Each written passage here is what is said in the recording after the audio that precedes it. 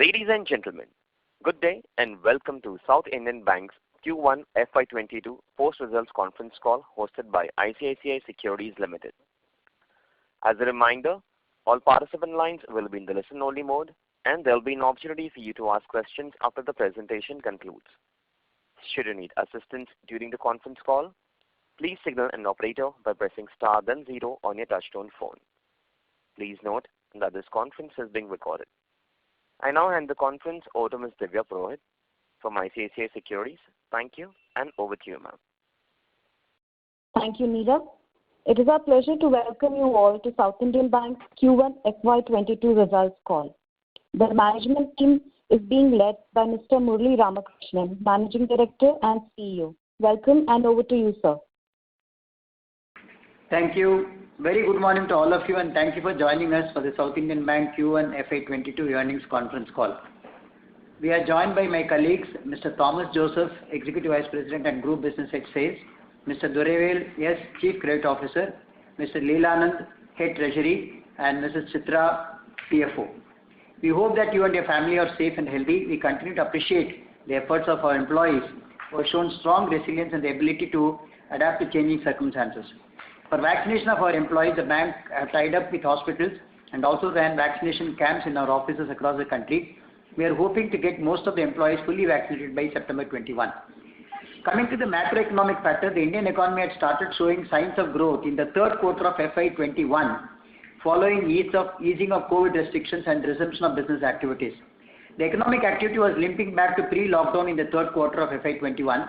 We were witnessing improvement in business activities till March 21, which was halted by the second wave of COVID infection across the country.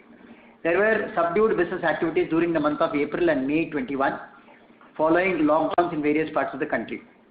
However, compared to the first wave, many states are still under lockdown or partial lockdown, which has been affecting the economic activities, particularly retail and MSME sectors like construction, tourism, hospitality, food processing, education institutes, and few others. Following the second wave, most of the economic institutional bodies and rating agencies have reduced the GDP forecast for FY22. We are keeping close watch on COVID-19 developments, which continue to be highly uncertain, including any new information concerning the new variant of COVID virus. Further, we are closely assessing the impact of second wave on our borrowers, and wherever we feel there is genuine need, we are extending full support with restructuring. We are hoping for meaningful recovery in business activities in the second half of financial year 22. We'll give you a quick update on our 6C strategy. On capital, following the COVID uncertainty, the bank intended to beef up capital and endeavor to raise second tranche of capital by September 21. This is towards the second tranche of equity of rupees 510 crores out of the total 750 crores which we had announced earlier. CASA, the overall CASA amount have crossed 25,000 crores. Further, CASA ratio has crossed 30% for the first time. Cost income ratio, the bank continues to improve its non-interest income and curtailed operating expenses, which has led to improvement in cost income ratio to 48.5. Competency building. The bank has taken many initiatives in the area of functional and soft skill development across the various levels of employees. We have also launched learning and development as a separate division under HR. We are also investing in a new LMS platform to facilitate training across the entire distribution network of the bank. Customer focus. The bank continues to leverage its digital capabilities to provide ease and convenience to its loyal customer base. Our share of digital transactions have been constantly growing and had crossed 92% levels for the first quarter. Compliance. This is given utmost importance and all the products and processes are mandatorily looked through the framework of regulation to ensure total compliance. As far as our credit strategy is concerned, on corporate side, we are turning the portfolio with better rated corporates. Almost all the new additions to corporate book have carried the rating of A and above. On business loans, we are following conservative lending approach given the impact of COVID pandemic on MSME and SME sectors. On retail side, we have completed the revamping of the structure to facilitate sourcing from market proactively through vertical asset structures, tweaking of credit process to ensure better underwriting, appropriate pricing to risk, and a decision structure to ensure faster turnaround time. We believe that when the market becomes a bit conducive for quality credit, we'll be well poised to exploit the opportunity. In the meanwhile, we are leveraging our existing customer database to come up with pre-approved offers for personal loan and vehicle loan products. Gold loan is one segment where we are quite positive and are leveraging all opportunities to grow this portfolio in a balanced way. On liability side, we continue to see robust growth in retail term deposit and low-cost CASA deposit. The contribution of resilient NR deposits continue to improve during the quarter. We expect the challenges of the second wave of COVID will continue during first half of the financial year 22. However, with easing of restrictions and anticipated limited impact of third wave, if any, we hope and expect to have a reasonable uptick in our credit growth in second half of the financial year. Let me take you through the key highlights of the operational and financial performance for this quarter. The total business for the bank stands at 1,41,153 crores as at June 30, 2021. Advances declined to rupees 58,319 crores, mainly due to limited credit opportunities following second COVID wave in the months of April and May. We have continued to grow our gold loan portfolio, registering growth of 15% year-on-year to rupees 9,364 crores as at June 30, 2021. The share of large corporate loans has been continuously declining from 27% in FY15 to 5% in FY21, in line with our stated strategy of calibrating corporate exposure and building granular book. Retail deposits rose by 10% year-on-year to 79,975 crores. CASA deposits increased by 16% year-on-year to rupees 25,725 crores, predominantly due to continued improvement in our savings account business, which grew by 18% year-on-year to rupees 21,551 crores. CASA ratio continued to improve and reached 30.4% of the total deposits. Bulk deposits declined by 52% year-on-year in line with our strategy. NRI deposit, which has been growing steadily, rose by 8% year-on-year to rupees 26,664 crores and contributes about 31.5% of our total deposits. Low-cost NRI deposits grew by 10.5% year-on-year to rupees 8,275 crores. The bank saw a robust growth of 32% year-on-year in our NRI remittance business during the quarter. Our investment book was at rupees 21,333 crores, of which HTM category contributed to 15,466 crores, while AFS contributed to 5,852 crores. During the quarter, due to unexpected second COVID wave, the bank witnessed higher slippages of rupees 879 crores. Most of the slippages happened due to severe impact on personal and business loans. Overall, the bank had restructured rupees 691 crores worth of loans during the quarter. The bank has restructured loans of 548 crores under COVID OTR 1 and rupees 71 crores under OTR 2 framework during the quarter. Following the second COVID wave, we saw a dip in the collection efficiency for the month of April and May 21. However, with unlocking and lifting of the restriction, this ratio started to improve from June onwards. The overall collection efficiency for the month of April, May, June was 96.6%, 89.8% and 85.1% respectively. The ratio takes into account the collections done till July 15, 2021. Gross NPA ratio was 8.02% as at June 30, 2021. During the quarter, the bank was able to recover or upgrade rupees 349 crores worth of NPAs. Two specific corporate accounts with exposure of 207 crores, which slipped into NPA in Q4 2021, has now been restructured and upgraded during the quarter. The net NPA ratio was 5.05% as at June 30, 2021. Net interest income for the quarter was 542 crores. Net interest margin was 2.55% for Q1 22 compared to 2.61 for Q4 21. The decline in the margin was predominantly due to decrease in yield on investments and reversal of interest on account of NPA slippages. Non-interest income increased by 59% year-on-year to rupees 453 crores. This was mainly due to increase in treasury and forex income to rupees 251 crores, registering 72% year-on-year growth, and other income to rupees 110 crores, registering growth of 83% year-on-year, and core fee income of rupees 92 crores, which has increased by 16% year-on-year. PPOP for the quarter increased by 27% year-on-year to 512 crores as against 404 crores for Q1 FY21. This was the highest Q1 PPOP in the history of the bank. As far as profitability is concerned, the company reported net profit of rupees 10 crores for Q1 FY22. The cost income ratio for Q1 22 improved to 48.5% compared to 53.7% for Q1 21. Overall provisions increased by 70% year-on-year to 498 crores in Q1 FY22. These provisions included rupees 430 crores towards NPA and NPI and standard asset provisions of 56 crores. The provision coverage ratio stood at 60.1% at June 21 as against 58.7% in March 21.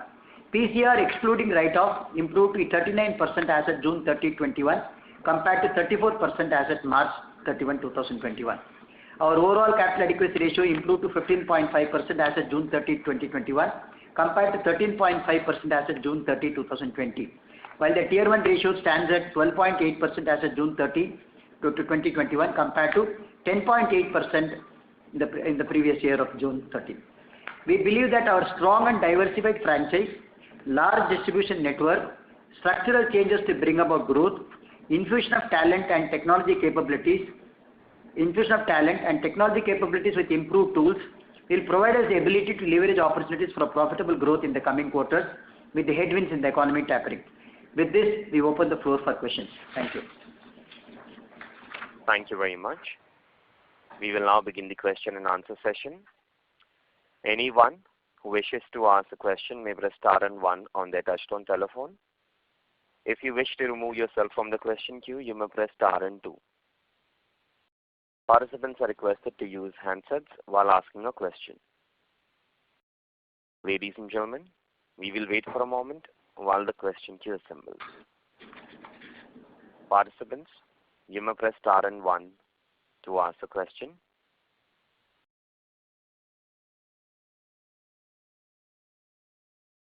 Ladies and gentlemen, you may press star and one to ask a question. The first question is from the line of Sanjeev Agrawal from an individual investor. Please go ahead. Yes, hi. Thank you for the opportunity. I have a couple of questions.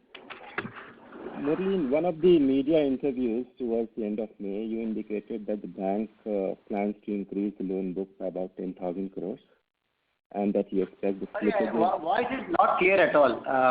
Sorry for that. Your voice is not clear at all. Is it better now? Yeah, better. Slightly better. Yes. Speak a little louder. Yeah. So in one of the media interviews towards the end of the May, Murali, you indicated that the bank plans to increase the loan book by about 10,000 crores this year and that you expect slippages to be between 3.3 and 3.4%.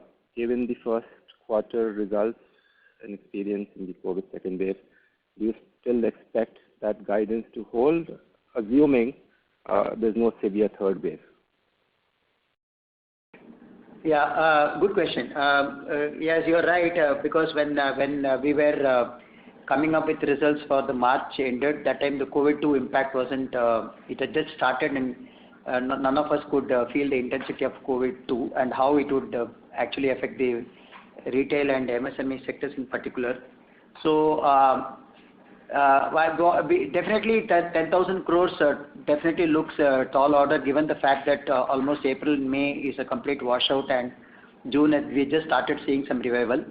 And I believe that with the multiple lockdowns happening even as we are talking across various states, the opportunity for new good quality assets continues to be very scarce.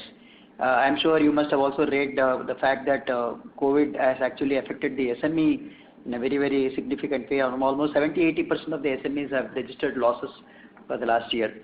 So given that, I certainly would like to chase the number which I had communicated, but we will take it as it comes because as I am talking to you, we are still uncertain about how much of impact it will have on the second quarter. And if COVID-3 happens, of course, the consensus is that the COVID-3 impact will be far lower, but then nobody really knows because the new variants, etc., seem to be very behaving very differently from whatever we could envisage. So, but if H2 is supportive, then we would definitely work for reaching the kind of numbers which you talked about.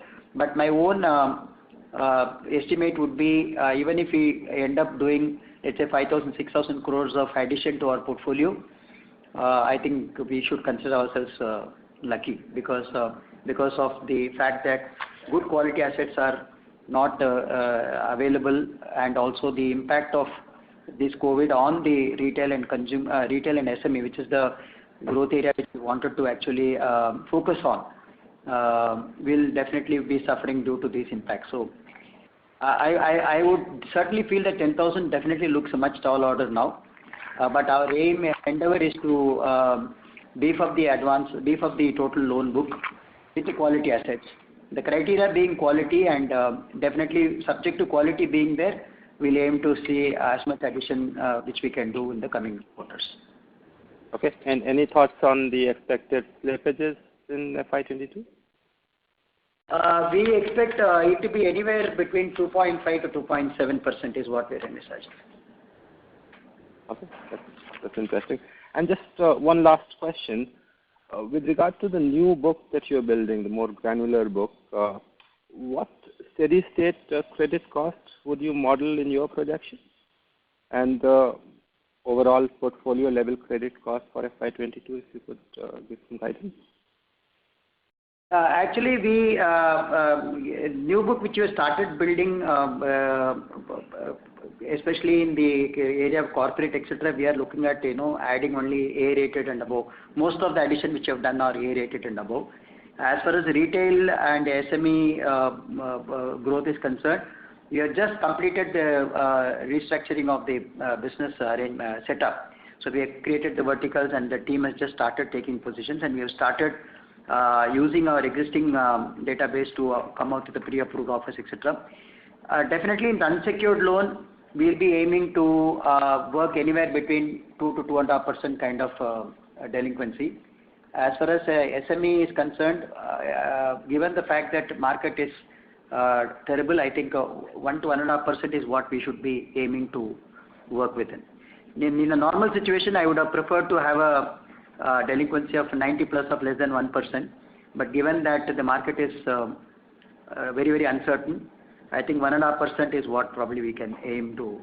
Our quality credit should ensure that we should not go beyond that, as per my estimate. And any thoughts on loss given default? The delinquency, what's the credit cost? Loss given default, as you know, is completely dependent on the secondary market available for property sale, etc.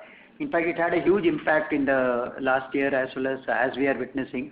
So anywhere from, what we are seeing is, of course, the trend continues to hold. Wherever it's a residential property or a commercial property, the loss given default is definitely much lower than an industrial property or a land or any of those. So we would be guessing that we haven't done too many, because not too many sales are anyway happening in terms of secondary sales of the properties, etc. But wherever we have done, we are seeing LGDs of 50%, 45 to 50% on an average. Okay, all right, thank you. Thank you. Thank you. The next question is from the line of Pradal Gandhi from Antique Stock Broking. Please go ahead. Yeah, thank you for the opportunity. Am I audible, sir? Yeah. Yes. So just a clarification first. So in this particular quarter, we restructured 207 crore of corporate NPA and which were also upgraded. Is that right? Yes. First, on the corporate side, in FY21, we saw a slippage rate of 5%. In this quarter also, we had a slippage of around 1%. And if I also exclude this restructuring piece, then the restructuring was around 3%. So the 4% stress was still there. So when are we expecting normalization in these stress levels in the corporate side? Corporate side, frankly, if you ask me, I think the impact of, if you look at the slippages happened in this quarter, for example, out of 879 crores, which had a slippage this quarter, corporate is only 168. So the overall impact of slippages, now we are witnessing more in business loan and retail. And given the fact that our corporate book, overall book size is also only 14,227 crores, which is actually lower than even a personal segment as well as a business segment book size. So, and what we are witnessing is more and more of contribution of slippages happening from business loans and personal segment. So I'm not too much worried about slippages happening from corporate. Of course, there are few corporate accounts which are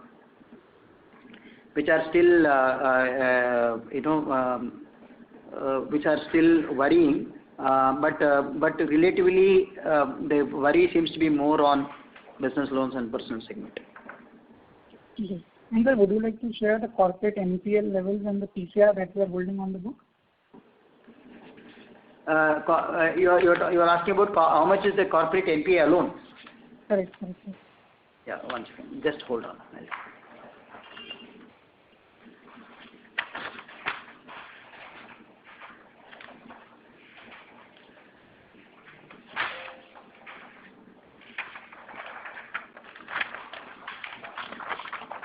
Just give me a minute. I'll just take it out. Yeah, sure.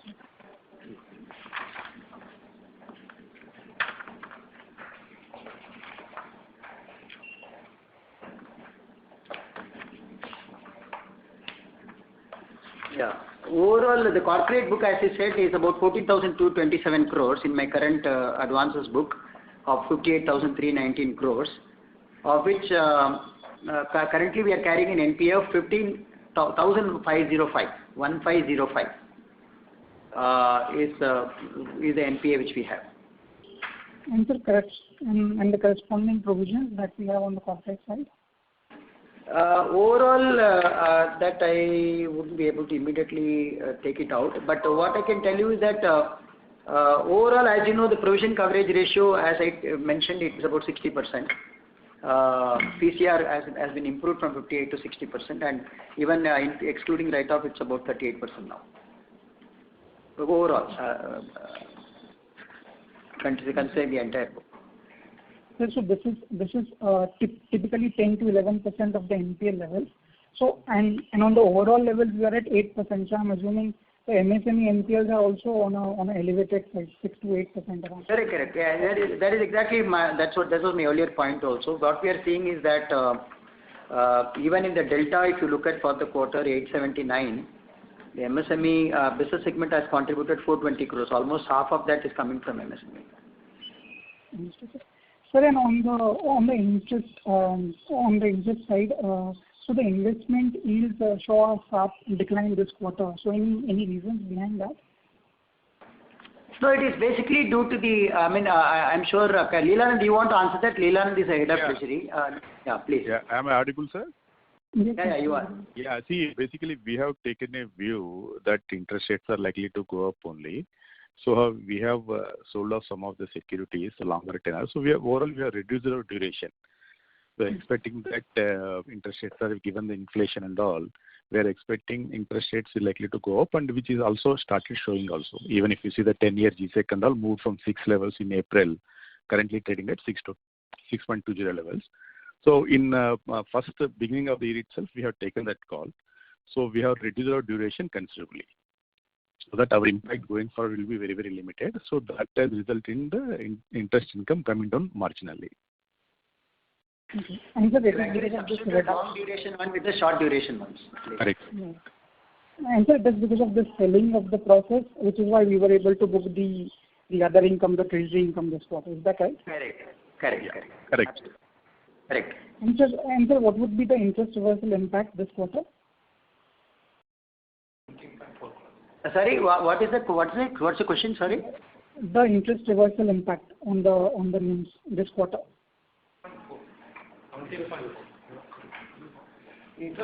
Interest reversal. You are talking about NPA interest reversal, is that? Is that what you're saying? Yes, sir, interest on advances. How much was the reversal? Okay. How much is the interest reversal? Chetan, I think you have the number, no? 41 crores. 41 crores. Yeah. Okay. Thank you so much, sir. That's it from me. Thank you so much. Thank you. Participants, you may press star and 1 to ask a question. The next question is from the line of Rishikesh Roha from Robo Capital. Please go ahead. Hello. Hi, sir. Good morning. So my first question is that in your non-interest income side, what constitutes this 110 crore of other income? Just a second.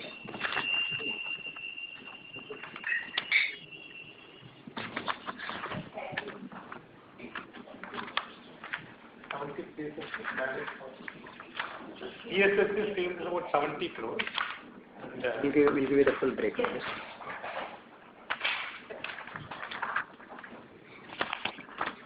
Yeah.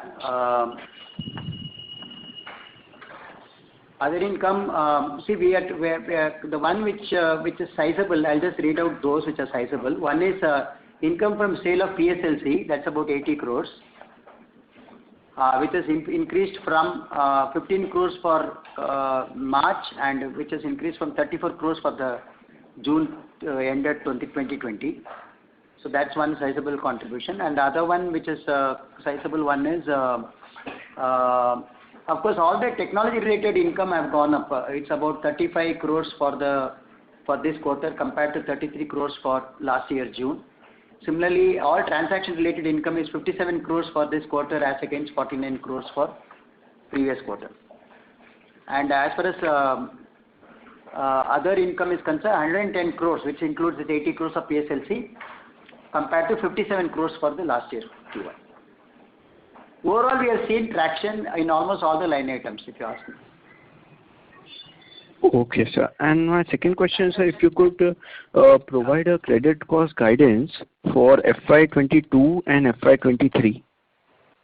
FY22, as I said earlier, it's about 2.5 to 2.7%, and I am expecting the year to be as bad as last year. So overall, we are looking at about 2,500 crores of slippages for the year. 23, we don't want to double guess now because we need to see the impact of second half and how COVID situation pans out. So. Okay, sir. So, if in case if it's normalized credit cost, what is your normalized credit cost, sir? No, frankly, nobody knows what is normal now.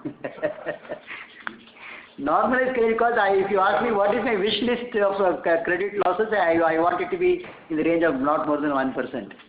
That's my wish. Okay, no problems. Thank you. Thank you very much. Thank you so much. Thank you. Ladies and gentlemen, you may press star and 1 to ask a question. The next question is from the line of Umesh Shah from Hanuman Holdings. Please go ahead. Yeah, good morning, sir. Thanks for the opportunity to give you the opportunity to have questions with you. Yesterday, I had also talked with your investor head, Mr. Chetan in Bombay. Sir, what I see the slippage is this quarter is about provision, not slippage, is 497 crores. And earlier quarter also I did ask him, and more than 412 crores or something. And as he has explained me the COVID-19, and you also been here saying about the COVID-2 impact, and no one knows about going forward. So how much more provision you foresee for the coming quarters as of now? And my second question is, sir, that we had already taken earlier approval for. Am I audible, no, sir? Yeah, you're audible. Yes. See, please complete your question. Yeah. Yeah. And then we had earlier said that 750 crores of equity and 500 crores of debt. Now we have revised it formally to 2,000 crores. So 500 debt portion is still continued for the coming quarters, maybe 22 as we had explained earlier. And this 2,000 crore, how and what are the rough planning for the future to raise it? That is my two questions, sir. Right. Now, to answer your first question, what we are envisaging as a slippage to happen for this year, I am expecting, subject of course H2, which is an uncertain period for any of us as of now. Considering that, I am expecting the year-end slippages to be close to what we experienced last year. So I am putting a number of 2,500 crores for the year, which probably, given the fact that H1, Q2 is going to be more or less reflective of what is happening now. I am expecting this quarter we had 879, Q1 we had 879. I am expecting Q2 also in the range of 600 to 700 kind of thing. And if H2, if COVID-3 doesn't happen and if things become better, we expect the balance out of the total 2,500 to happen within the balance 2 quarters. We also hope that if the COVID situation becomes better, the recoverability and collection efforts will also be heightened. Because right now the mobility of the team is restricted, and with the courts etc. not functioning, and in fact Kerala almost during the first full quarter we are working only on alternate days etc. So, and that we have a very sizable presence in Kerala market. So given all that, H1 definitely is very badly impacted. So I'm expecting out of 2,500 crores, anywhere between 1,500 crores is what is expected in H1, and balance probably would happen in H2. But we believe that this is assuming that the present collection and recovery efforts will continue. If there's a possibility for it to be heightened, then hopefully the slippages will be lower than that. So this is as far as provisioning is concerned. As far as capital raise is concerned, we continue to hold the same belief that we would want to raise a second tranche of 750 crores. After the 240 crores which we raised in March, you would want to go ahead and raise 510 crores for capital for this quarter.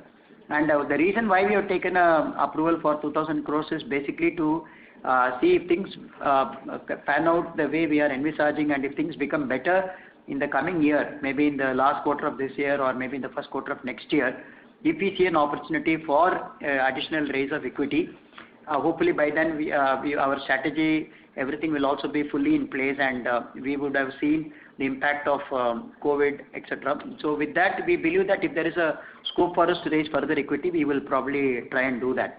So right now we are not fixed any timeline for the balance amount. Right now what we are thinking of doing is only the balance of 510 crores out of the 750 crores which you took approval earlier, that we want to complete preferably before Q2 end. It might slip into Q3. So that's the plan as of now. As far as bond is concerned, right now we have taken a resolution approval, but we will be closely monitoring, watching the interest rates, etc. And if required, and if we believe that equity raising is not going to be in the same, if we see that opportunity for equity raises is going to be constrained in any way, then probably we might look at using those options. Otherwise, our preference would be to raise equity. And these bonds may be after the later part of 22, first quarter of the 22 or something? Right now, we have not even thought of raising, and therefore, when we will raise is definitely dependent on how things pan out. Okay. Thank you very much, sir, for giving me an opportunity to interact one-to-one to you, and I thank Chetan also to help me out to talk to you, and sometimes we'll meet in Bombay if possible when the COVID situation. And thank you. Thank you very much, sir. Thank you so much. Thanks a lot. Thank you so much. Thank you. The next question is from the line of Bhavik Shah from B&K Securities. Please go ahead. Hi, sir. Thanks for the opportunity. So I just wanted to clarify the reductions during the quarter of 349 crores. They are mainly recovery and upgrades. Nothing has been written off, right? No, recovery and upgrade only. As I said, 209 crores of restructuring which we did for two corporate cases which were tagged as NPA for the Q4. Now they have been upgraded as restructured, and also we have done cash recovery. Okay. And sir, the corporate slippages this quarter around 168 crores. So can you qualitatively give flavor as in from which sectors, what is the ticket size, and do we anticipate these kind of slippages to come in the following quarters? Frankly, the worry, although I'll give you the detail which you're asking for, but my own, okay, just first, let me first answer your question. So we have seen it from different industries, basically. One is a realty, one is a hypermarket, the other one is into data management services. So these are the three big accounts. So these are the one in realty, one in hypermarket, and one is data management services. So these are the three big accounts out of the rest. All are very small ones. Actually, there is no pattern, as I could see. There is no pattern in this. It's just that it's cutting across various industries, and probably because of the continued COVID impact, the financials have been worsening, and it has led to them becoming NPA now. Okay. And sir, yeah, but frankly, if you ask me, the worry is more on the SMEs and retail, because that's the one which has been very, very hugely impacted by the COVID situation. Okay. Sir, based on your assessment, any ballpark expected restructuring from MSME from here on? So as in we already have like 1,900 crores of restructuring book. Yeah. So as in by the end of the year, how much more will be restructured? Yes, sir. That we'll have to assess.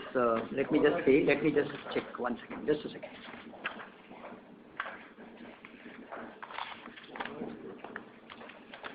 Yeah, here, see this COVID-2, which the provision which has been given is will hold till December of this year. So what we have done under 2 already, what we have restructured is about 71 crores as of this quarter end, the concluded quarter. We are expecting another 700 crores to be restructured in the September and December quarter. So by December it will get over. So in all, about 800 crores is what we are envisaging to be restructured under COVID-2 framework, of which MSME is about 600 crores, retail and others will be about 200 crores. So Of the 800, we've already done 70. We'll be doing the balance in the next 2 quarters. Okay. So this will be over and above the 2,500 slippages guidance for the full year. Yeah, that's slippages. Okay. Sir, so what would be the ECLGS disbursement? 1, 2, 3, 4. What will be the? ECLGS disbursement, have we done anything? Yes, we have done. Just give me a minute, I'll just tell you. ECLGS.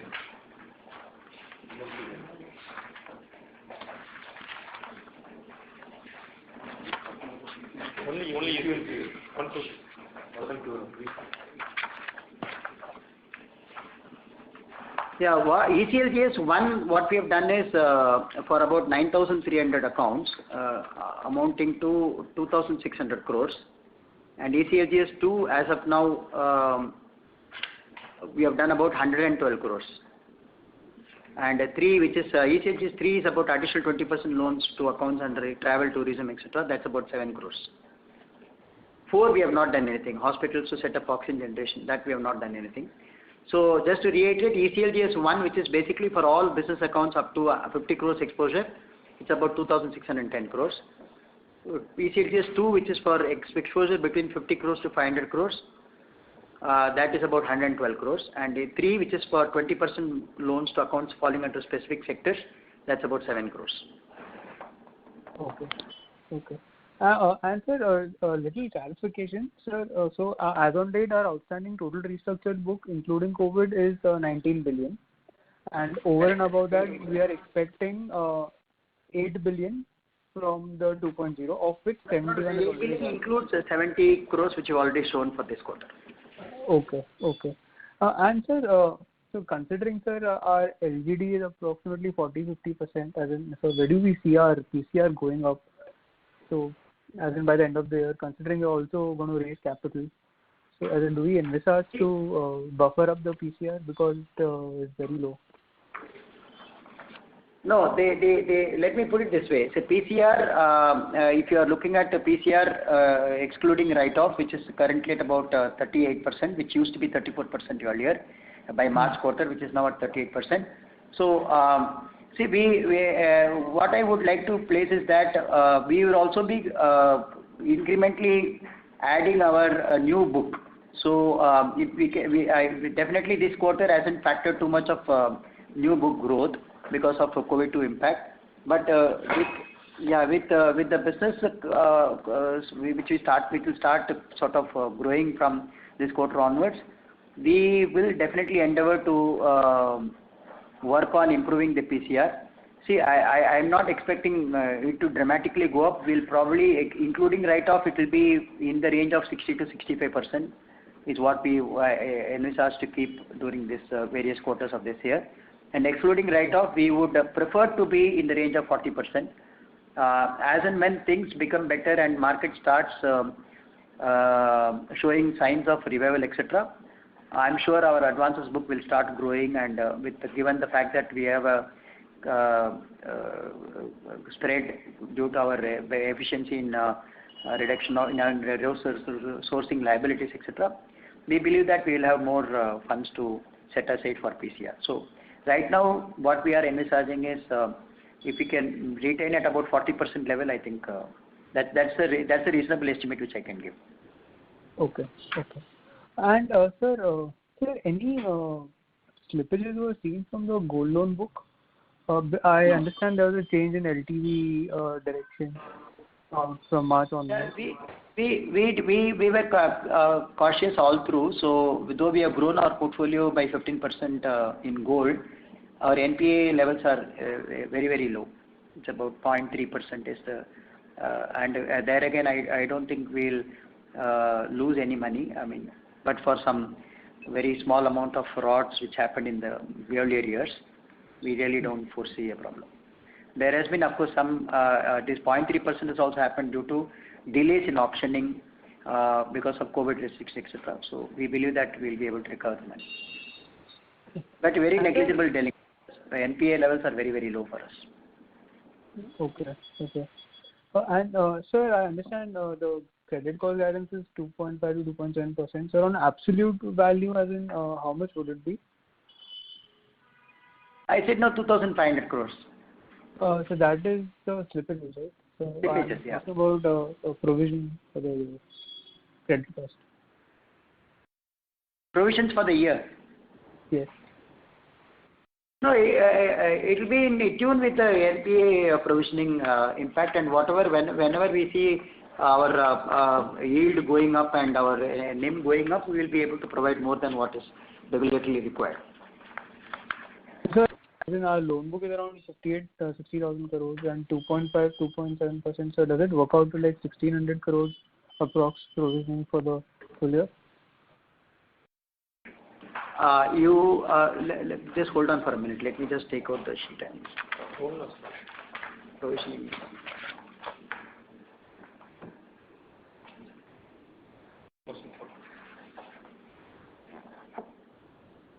Yeah, we are looking at provisioning about 1,600 crores. That's exactly what I think you also said, right? It was 1,550 crores. That's what we are projecting. And sir, last two questions, sir. Sir, the movement of SME book would be very helpful, as in 0, 1 and 2, over March and this quarter. And sir, any as in ballpark guidance on profitability ratios, as in do we expect a loss this year, FY22? And as in how would we pan out in FY23? We don't want to guess on how it will pan out because clearly it's very uncertain as I'm talking to you. So we will take it as it comes, and we will whatever is required to be done, we will do that. Therefore, I don't want to double guess about loss or profit, etc. But whatever we need to handle, we will handle it and do the right thing. So, because today, as we are talking, we are only seeing the negatives of the COVID-2 impact. What we have not still seen is the positives of economy reviving, which we hope that it will become better in the H2 second half of this year. So with that, I am sure the recovery from even SMA book, etc., will be definitely much more than what we were seeing as the slippages in the past between the various buckets also. So I don't want to really guess how it will pan out, but I can tell the numbers as we have right now. That way, that I can share it with you. Okay. Thank you. Answer. I request all the participants, please restrict to 2 questions per participant. If time permits, please come back in the question queue for a follow-up question. Participants, you may press star and 1 to ask a question. The next question is from the line of Bajrang Bafna from Sunidhi Securities and Finance. Please go ahead. Yeah. So good morning, sir. Sir, one thing, every, last couple of quarters, post you have joined, the strategy seemed to be, that whatever profit that probably we are, earning, we are trying to provide it and using it in the provision. So, and that is precisely, we are not able to, show the kind of, ROE expansion that probably is required. I can understand that the NPA situation is not in our favor, at this point of time. But going with the lower PCR, even for next 1 or 2 years, the situation is not going to change if you don't, beef up the PCR. So why don't take the, pain at one go and probably beef up the, the PCR? We missed your in between. We were offline. Sorry, can you repeat your question? Yeah. So, sir, I'm just trying to say that whatever profit that we are generating, post we have joined, probably everything is going for the provision. And despite that, the PCR is not inching up. So, the dilemma of this high provisions will continue at least for this year and maybe for next year also.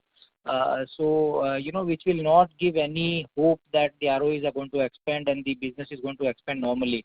So we have seen in larger private banks, the burden has been taken in one of the quarter and, the PCRs have been beefed up and then, going ahead, there is a crystal crystal clarity that the provisions are going to be lower and the ROEs will be on the natural side. So I know this is a chicken and egg situation, but at some point of time we have to bite the bullet and at least provide some sort of clarity that going ahead, the provisions are going to be pretty much in that range, which is your wish list of 1%.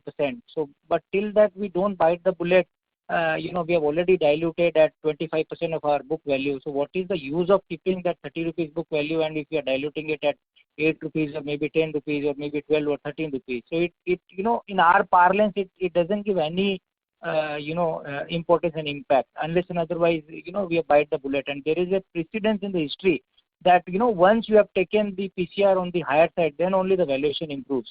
So so my only suggestion would be that probably we should bite the bullet and show some amount of losses in maybe one of the quarter and beef up the PCRs. And with the funds coming in, that is a humble request that once we have the clarity of future that the provisions are going to be low, then only it will be appreciated in terms of higher valuation for us. So that's the only I would say the request from our side, and if you could provide some clarity on that, will be really helpful. Okay, great.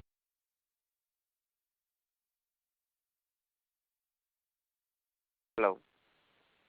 Yeah, that's it from my side. Yeah. Thank you. Participants, you may press star and 1 to ask a question.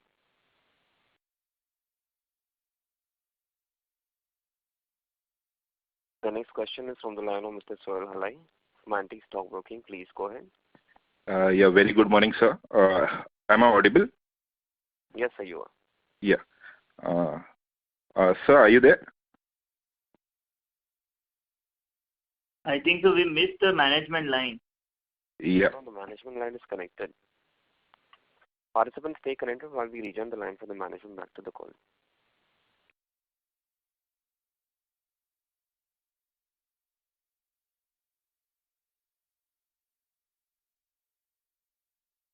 Participants, please stay connected.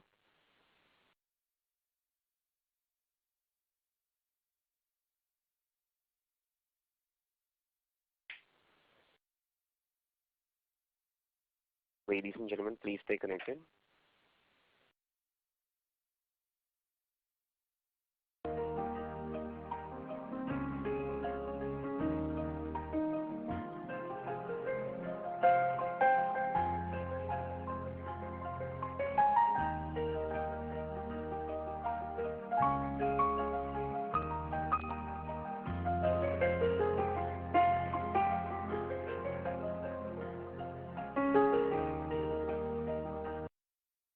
Participants, thank you for your patience. We have the line for the management reconnected, so you may go ahead. Yeah. Hi, good morning, sir. No, I think the last question I couldn't answer. I mean, when I started the answer, it went offline. The person was asking about biting the bullet, etc. So I wanted to answer that. Yeah, Sunidhi. Go ahead. So, sorry to interrupt you. So you may go ahead and answer that question, and then we'll take Mr. Sohail's question. Yeah, please. So I wanted to again continue because sorry it got offline. So what I wanted to answer to the gentleman's question is that we are not doing things which is going to give any miracle in the next 1 year, because we should remember that the bank had a certain quality of book and the bank had a certain business model. And we need to, when I took charge, we needed to take a call on how do we want to transform this bank into creating a structure which is going to help the bank in sourcing good quality proposals and profitably price the transaction so that we sit on a trajectory of growth in the coming years. That is going to take time, and one needs to have patience for that, because no transformation is going to happen in a few quarters. It's going to take at least 3 to 4 years, if not earlier. Okay. The point is, therefore, what we have done till now is, over the last 6 to 9 months, we have completely transformed the way our liability structure is put in place and our asset structure is now put in place. Now, while we were doing all this, obviously the market also has gone through a huge unprecedented situation of COVID impacting. It's definitely once 100-year kind of situation where the business models of SMEs and retail have gone through completely RE, and many of the retail consumers have lost their jobs or their salaries have been cut off, etc. Many of the SME business models have gone into a loss, with almost 70-80% of the small businesses are incurring loss today. So given this situation, I think we need to,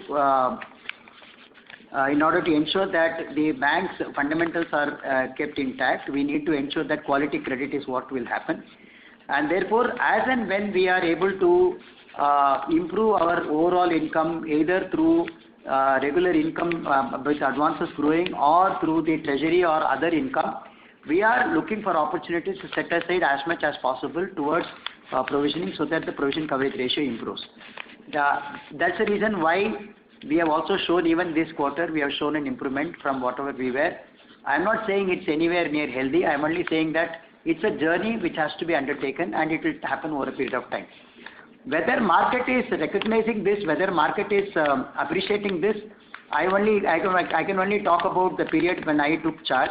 I feel the market is clearly recognizing that, and we are quite happy about it. And the way we are going about is to completely look for opportunities to do business in a healthy way, so that we don't incrementally add any poor quality assets, or we don't want to incur any additional NPAs, etc. That's the reason why we have completely restructured our credit processes.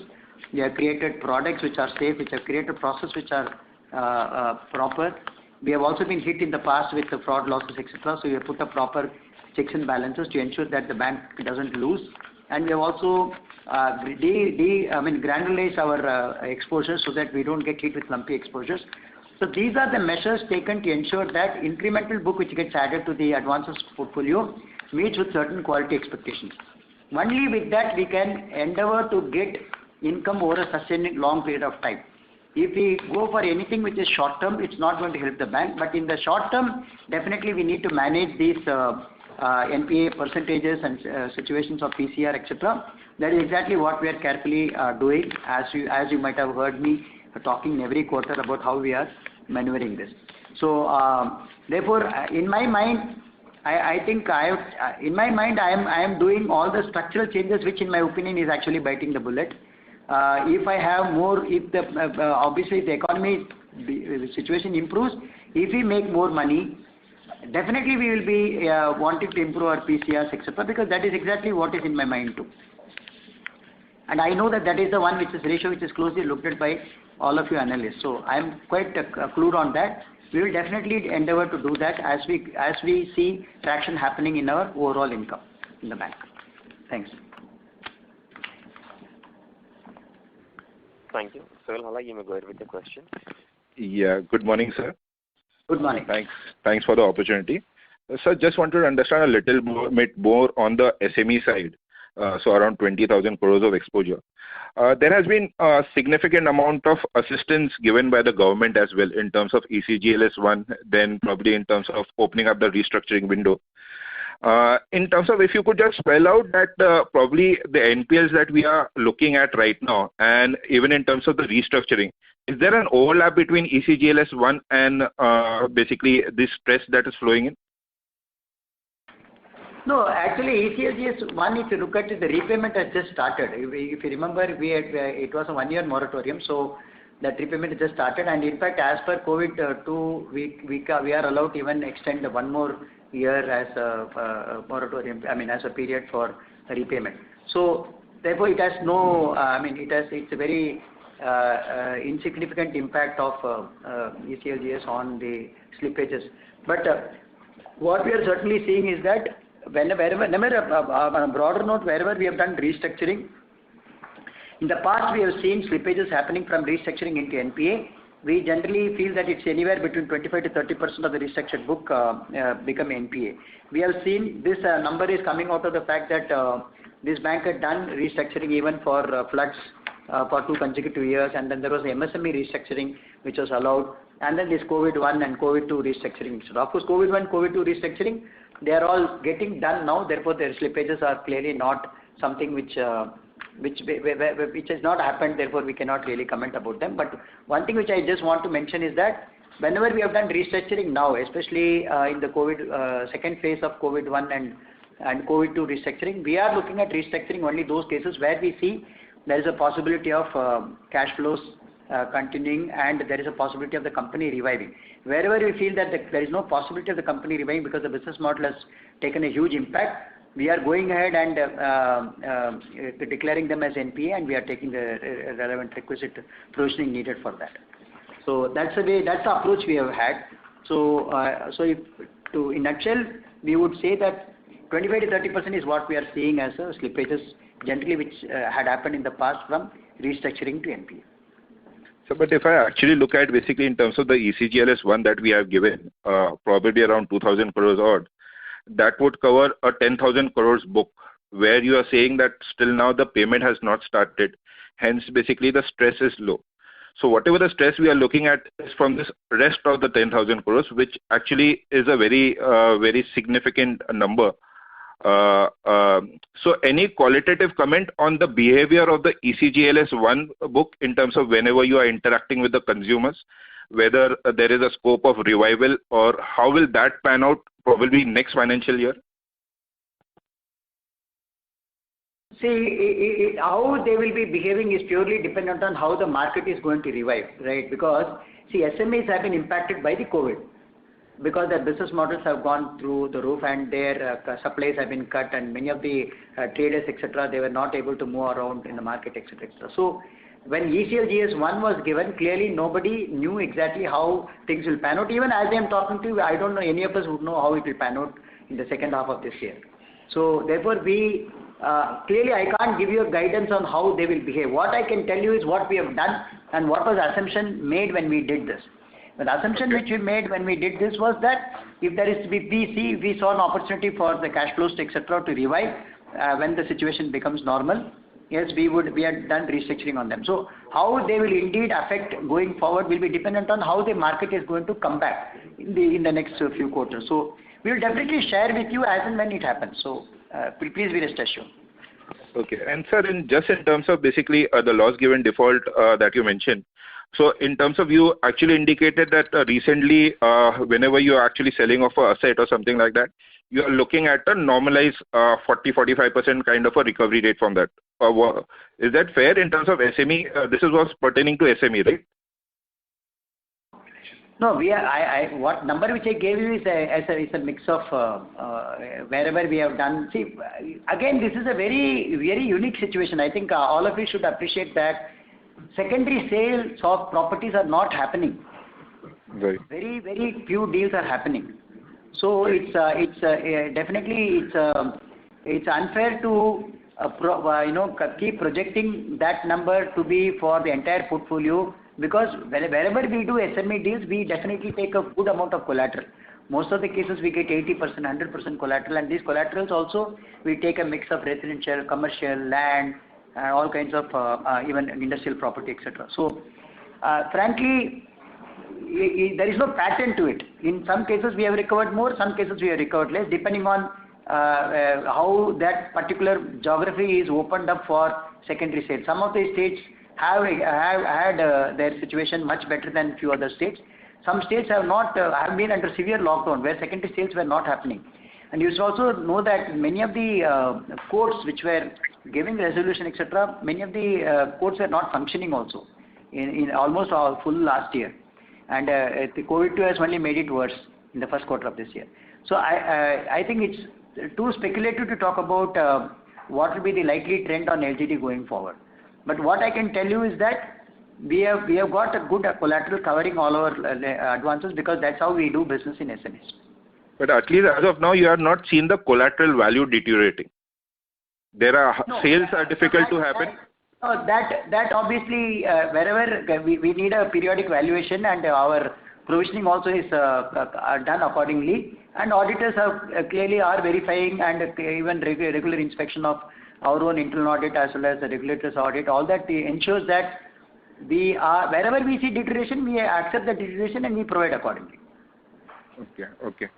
And so, secondly, in terms of if basically you could just speak about in terms of SME, is this basically geographic specific where the lockdown would have been most severe, and some of the other parts where you have the SME where the lockdowns have been lifted are performing better? Just to understand whether a lifting of the lockdown. There is not much of a big pattern. SME, when I look at the industry to which they belong to, it is cutting across all industries. And it is cutting across all geographies. Of course, geographically, if you look at my advances book, geographically, we are predominantly present in South. To that extent, it is spread between South being predominant and North being little lesser than that. But in terms of deterioration, in terms of impact of it, I think it's across industries and across the country.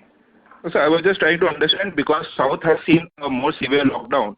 So probably as the lockdown gets lifted, do you see the signs of recovery as well? Probably that. Definitely we'll see signs of recovery because our ability to collect, our ability to recover definitely will get better if the lockdown situation becomes better. See, just to give you some flavor of this, we have had about 420 crores in the SME, which became a fresh slippage for the year. And if you look at the kind of industries where we have had this, trade, professional services, textile, construction, engineering, basic metal, tourism, food processing, all of them are there. And trade, of course, since our portfolio composition has got a lot of traders, as a proportion of even in slippages, the traders are a little more compared to others. But it's cut across industries. And this pattern is very similar even in the corporate slippages.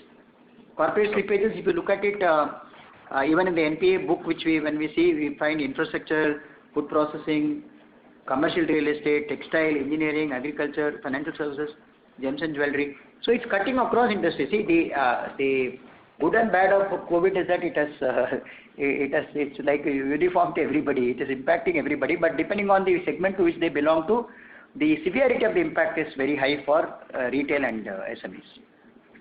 So just one last question on the SME side. If suppose there is a slippage of X amount right now, are those customers still paying the EMIs? So they would have missed the EMI and slipped into NPAs. But are those customers coming back and paying the EMIs, or still now there is time to wait? Yes. No, we are seeing pullback from NPA into SMAs also, SME2 also. As we see at any point in time, we are finding that people are, one good thing is that as and when the situation becomes better, the customers are also today, given the situation that travel, etc. is so restricted, they are indeed coming and paying whatever is a due, etc. because they are also concerned about the bureau record, etc. See, you know that CMR and spread credit score, etc. is now so very well known to everybody that everybody looks at this for onboarding customers. So definitely bureaus have helped the entire lenders to sensitize the customers about the potential impact on them if their credit behavior worsens. So we are seeing that also happening. So any percentages that you can give that once it has turned NPA, they are still paying off the customers? Any ballpark numbers? No, we have not calculated that as a percentage, but I do a weekly review of my collection in NPA, and I can tell you that it's a fairly common thing to happen of NPA coming back into SMA and SMA2 also slipping into NPA. See, we have this weekly estimation of how much is likely to be in various SMA books and how much is likely to be recovered. That I track weekly, and I can tell you that there is a huge movement happening from both sides. Thank you. I'm sorry to interrupt you, Sohail. I'll request to come back in the question queue for a follow-up question. Participants, please restrict to 2 questions per participant. If time permits, please come back in the question queue for a follow-up question. The next question is from the line of Mahesh MB from Kotak Securities. Please go ahead. Good afternoon. So just one or 2 questions here. If you look at these slippages that has been cost in your book, have you been able to do any form of vintage analysis as to whether it was a selection issue, whether the borrowers came in quite recently in your books? Because the bank has been trying to make some changes away from corporate in recent years. If you could just comment on it. See, when we look at the vintage of the accounts which are slipping, it's the fact that we are now seeing slippages happening in SME and retail, which is anyway, retail has been a phenomena in the bank from 2015 onwards when the bank actually started focusing on retail. So retail book, entire book of retail got built up in the recent years of last 5 years. So as far as SME is concerned, anyway, that has been the stronghold of the bank for many years. In the sense, where these accounts originated in recent years, even in the MSME side, they may have a... Not recently. These are all old, I mean, these are all books which were done in the last several years. We have not seen, in fact, I took another statistics whether any NPAs happened since October of last year, hardly anything. Okay. And second question, But that of course is too early for us to say with any certainty, because as you know, it's about 9 months since October, and also this is the period when COVID was actually in full swing. So either ways, I'm saying the number of deals which had got booked also is relatively smaller, and therefore we had also had the advantage of looking at only those who were experiencing COVID when we were onboarding. Therefore, to that extent, obviously extra cautions were taken.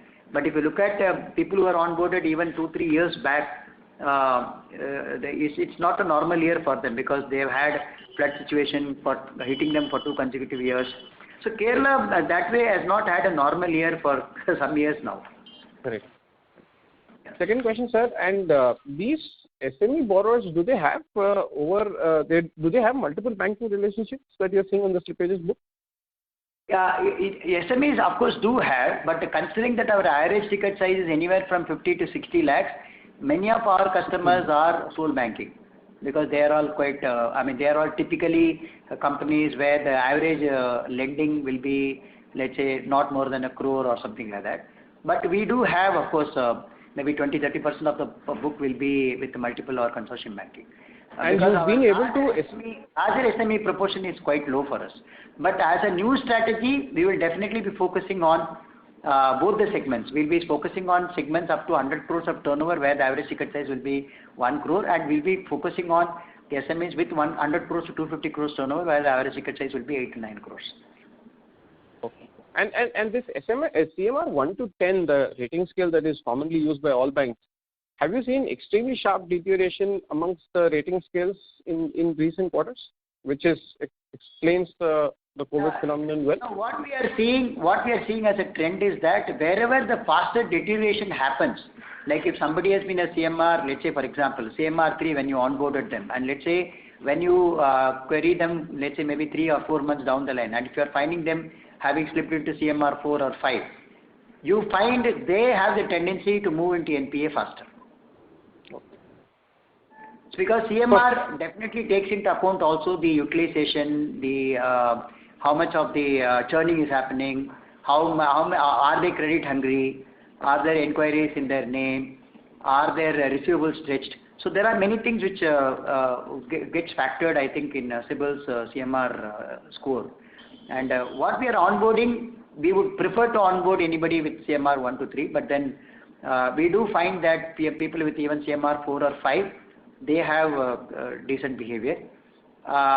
Generally, it is believed that CMR 6 to 10 has higher potential for turning into NPA, but you've got vintage customers who are appearing as CMR 8, 9, but then they've been doing quite well for years, where they have never had a default also.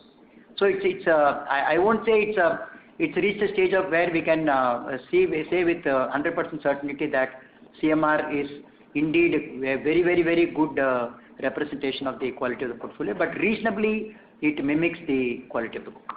Perfect. Thanks. Thank you. Thank you. The next question is from the line of Sushil from Indus Equity. Please go ahead. I was just going through the presentation. Basically, we are doing between gold loan and personal loan around 24,000 crores. And our corporate book is at 12,000 crores. And I think our clear direction is that our personal loans and gold loan would increase, and corporate loans may remain static or degrow despite our growth in the balance sheet size.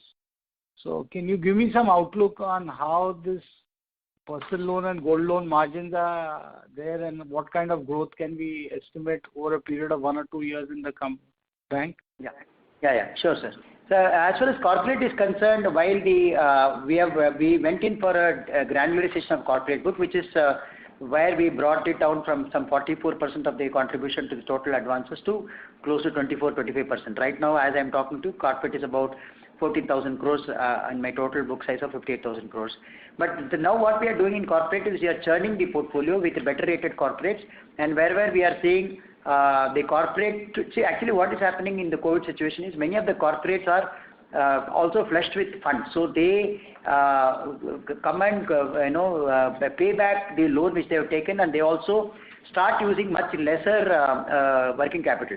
Their CC and WCD, etc. They have started paying back so that the utilization is much less. So it's that is actually bringing down the corporate book. But we are finding that new onboard we are adding a lot more new corporates also into our book. New meaning existing customers who are coming in for fresh facility, etc. And where we are very consciously adding them, and they are better rated corporates with 100 crores. I mean with A rating and above. Wherever they are in need of 25 crores or 50 crores, etc. We are continuing to fund them. So as far as corporate is concerned, it will be a lot of churning happening, but we will not degrow so much more from the current levels. Maybe 14,000 crores. I would probably say it will be anyway 12,000 to 14,000, 50,000 crores is what we will be seeing the corporate book. As far as the strategy for growing the overall advances book, we will definitely be focusing on personal segment and the business segment. Business segment right now we are cautious because of the COVID impact. But as far as personal segment is concerned, in some of the personal segment products like personal loan, etc., we were almost non-existent earlier. We will definitely be focusing to grow there because there we can actually leverage our existing 6 million customer base to come out with pre-washed good leads for giving them personal loans. We have already done 2-3 rounds of pre-approved personal loan offer where we are seeing that customers are indeed coming and taking, and these are all pre-washed customers with a good quality, with a good credit history. So that, and you know that personal loans are generally offered at a rate of 10-11% plus, and we are some of the pre-approved offers we were able to even get 12-13% kind of rates, and with 1% or 0.5% fee over and above that. But that portfolio is too small as I am talking to you. When we do more and more of that, we will also be sourcing new to bank customers, etc. With that and with the kind of rates which will be prevailing for a personal loan, we expect the margins to become better in personal loan segment. As far as home loan is concerned, you know that there are prime home loan customers are getting much better rates from the competition today. Large banks offer rates at 6.5%, 6.25%, etc. for a home loan customer.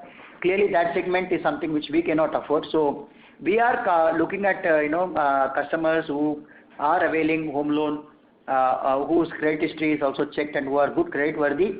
We are able to get the rates anywhere between 8 to 8.5% kind of thing. And we are looking at not a very large, very prime segment. We are looking at an average ticket size of 30-40 lakhs kind of people who are seeking home loan.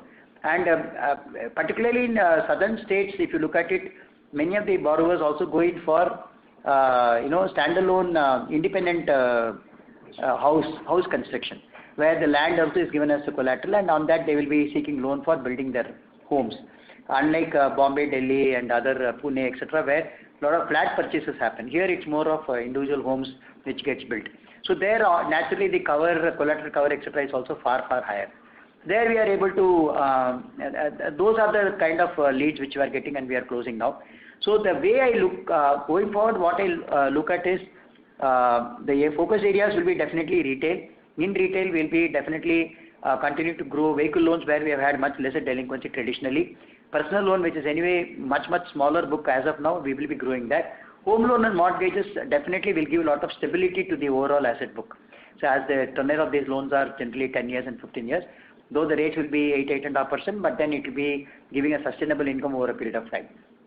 As far as business segment is concerned, we'll be looking at how COVID situation pans out, and then our appetite, once the situation becomes better, we'll be sourcing more and more of SME customers.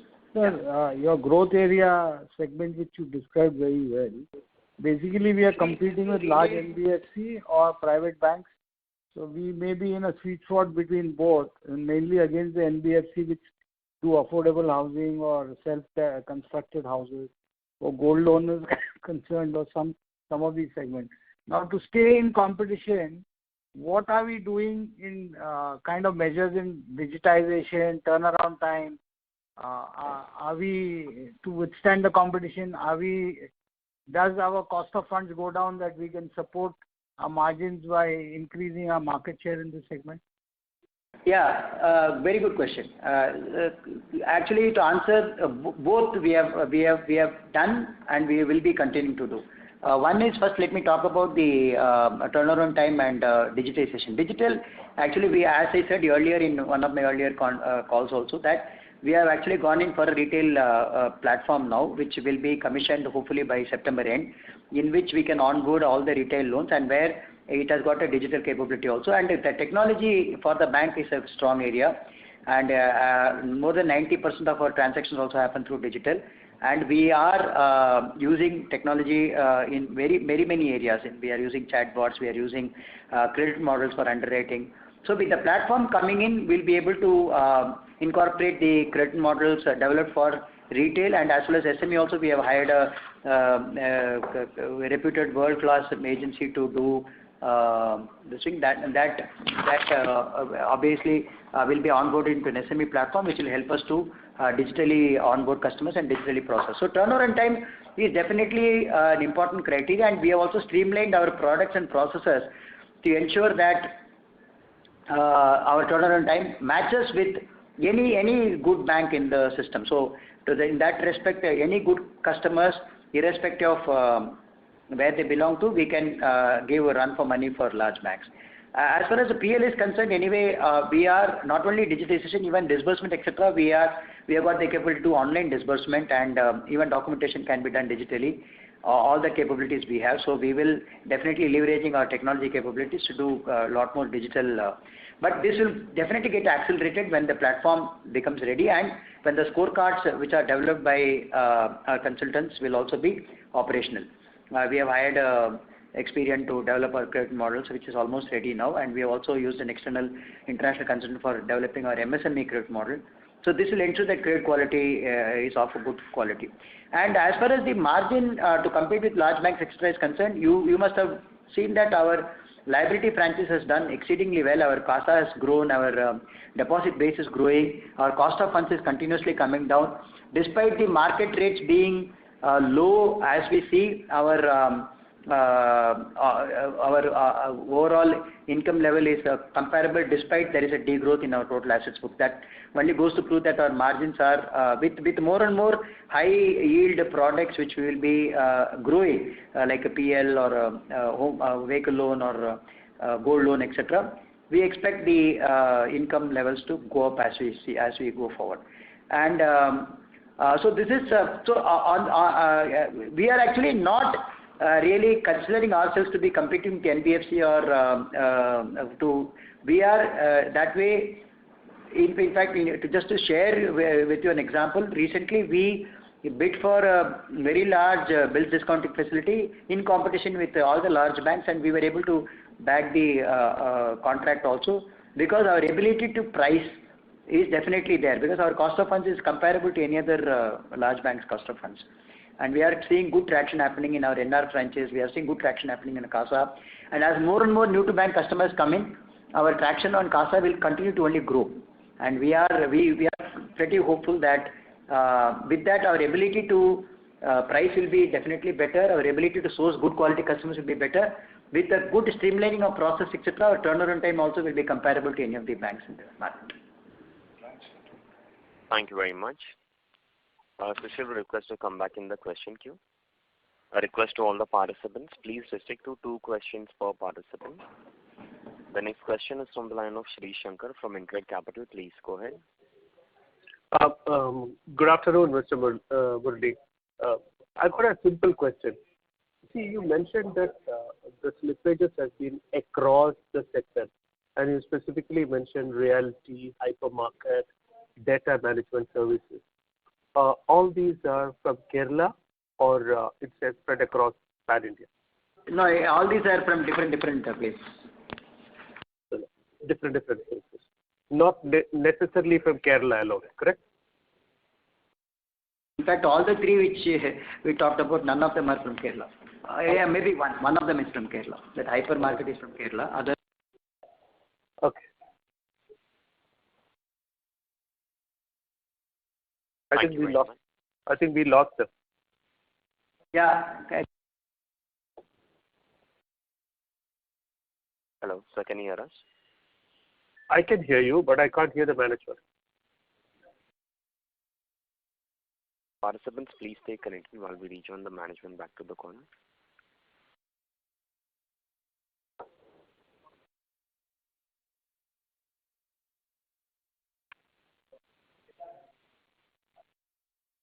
Ladies and gentlemen, thank you for your patience. We have the line for the management reconnected. So you may go ahead. Yeah, thanks. That was my question. That's it. Thank you. Okay, thank you. Thank you very much. Ladies and gentlemen, that was the last question for today. I will now hand the conference over to the management for closing comments. Thank you so much, and Mr. Murali, sorry, we are unable to hear you. Hear me? Yes, sir, now we can hear you. Hello, Mr. Murali, can you hear us? Hello, sir, can you hear us?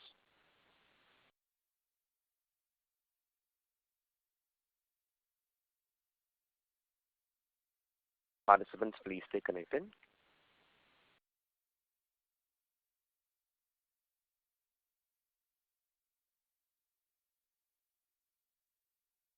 Ladies and gentlemen, please stay connected while we rejoin the management back to the call.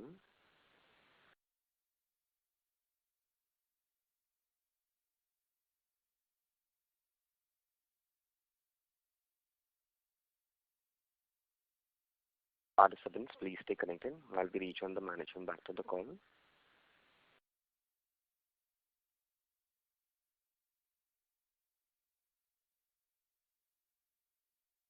Ladies and gentlemen, please stay connected while we join the management back to the call. Thank you for your patience, everyone. So we have the line for the management connected. So you may go ahead with your closing comments. Sorry for this. Again, we went offline. I wish to thank all the participants, all the analysts who participated in this call, and all the people who took their time out and to seek clarification. I thank each one of you, and I wish to reiterate that we will continue to share with you the developments as and when it happens, and the kind of initiatives which me and my management team are taking to steer the bank in the right direction. And I once again assure you that we'll give as detailed explanation, as detailed answers as possible for giving clarification to any of your queries.